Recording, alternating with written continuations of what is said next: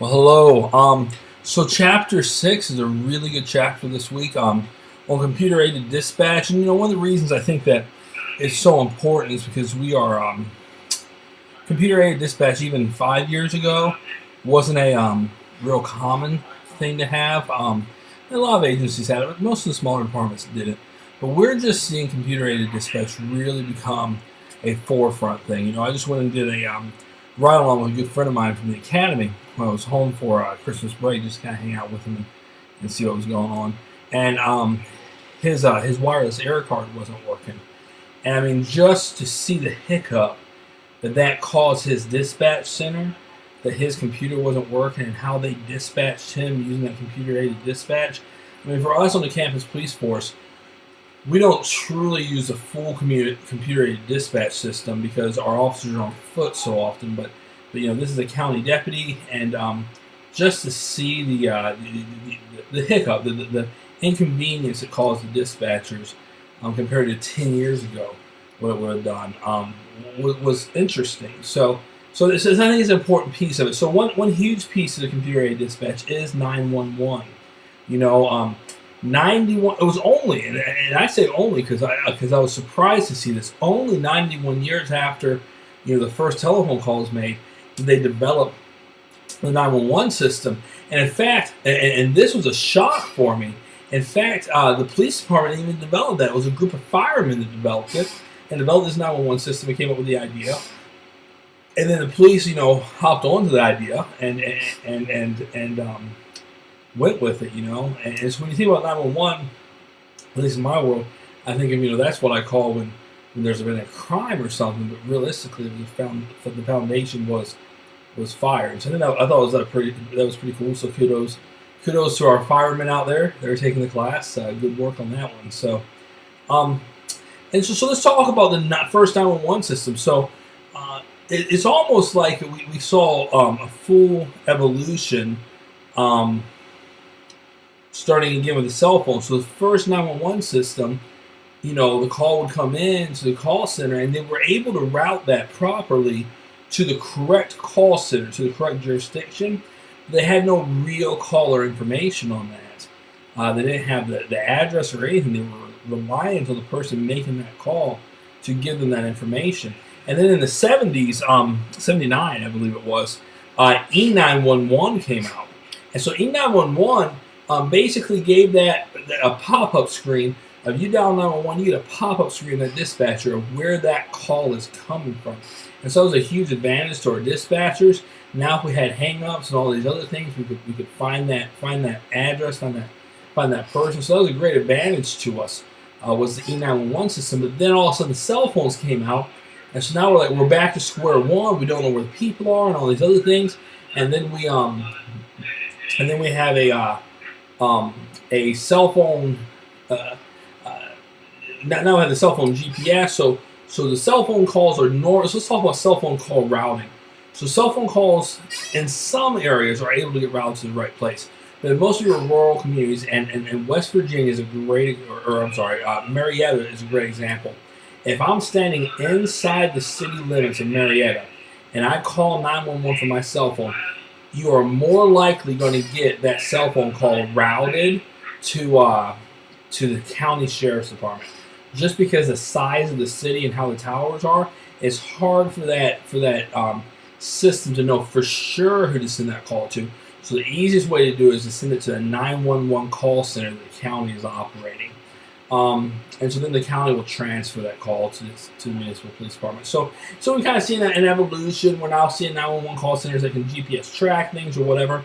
We at our campus came up with a pretty cool solution to tracking students in emergencies. We have a system called LiveSafe, LiveSafe. It's a cell phone app, and you can download it for free and take a look at it and see what you think about it. Campuses across the country are using it. And so on that LiveSafe app, students can hit the emergency button, and that will call the local dispatch, the local police department for that campus.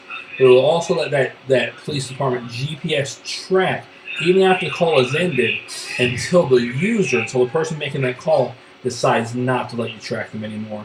But lets the police department track that user until they until they're found by the police. So if there's an emergency or whatever, it's a really cool app. Live Safe that we've been using. It's a good system. So like I said, we kind of seen that the evolution of 911. We have E911. Now we have this advanced E911 system, and so now what people can do is they can actually go in and enter in information into their E911 account. So maybe you have health conditions, or you have a protection order, or whatever. You have contact information. You actually enter that into the 911 system in advance, so that if you were to ever call 911 from your phone, that information would populate in the dispatch center. So we've really seen this evolution of the 911 system. It's been a good system. Like I said, cell phones kind of throw everybody for a loop for just a minute, and then then we were able to catch up real quickly to the technology, and we're able to use that real effectively. The CAD system, we talked about it for just a minute. Computer-aided dispatch, CAD. It really is becoming a wave of the future, and something we are seeing more and more often. Almost every dispatch has some form of CAD. But let me tell you one of the disadvantages. Well, one of the things that we're doing a lot of our radios now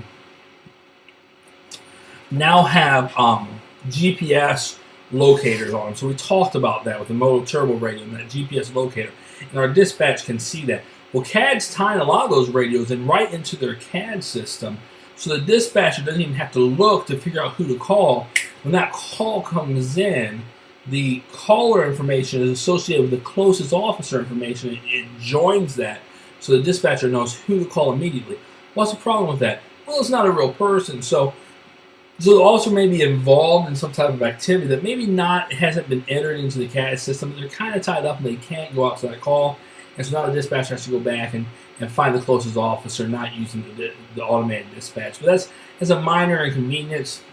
It does kind of show the automated system doesn't work for everything, but it is a great feature for us to automatically pair those officers with their dispatchers. So, or pair those officers with the closest call. The only other thing that's not really in our chapter I'll just tell you about is an article that my lieutenant and I read, or my captain and I read today at my office, and it was a very interesting article about drones and the use of drones. DJI, which is a quadcopter company, came out with a really impressive 30-minute flying quadcopter, but since it can be operated without using a controller and can be pre-programmed, it is considered a drone. And so they came out with this cool quadcopter that I think has some great uses for law enforcement. We can survey large venues to see where parking is available, to see where crowds are, and those kinds of things. We can deliver hostage negotiation throw phones through a third-floor window. We can do all kinds of really cool things, but let's be realistic about it. We in law enforcement could also do some things that are questionable, so we have to be careful about that in the law enforcement field. We don't allow ourselves to open ourselves up to those kinds of questionable activities. So with that said, I hope you have a really, really good week. Enjoy the chapter. Computer-aided dispatch is something we're all using now, so just kind of get used to it. I was going to show you our computer-aided dispatch system, but honestly, it's not that impressive. It just is a dispatch system. You put the person's information into it, and it saves it. It sends it out to the officer. So it's not real impressive. So I decided not to do that. But shoot me an email if you guys have any problems. You let me know, and I look forward to seeing you next week. Have a great week. Thanks.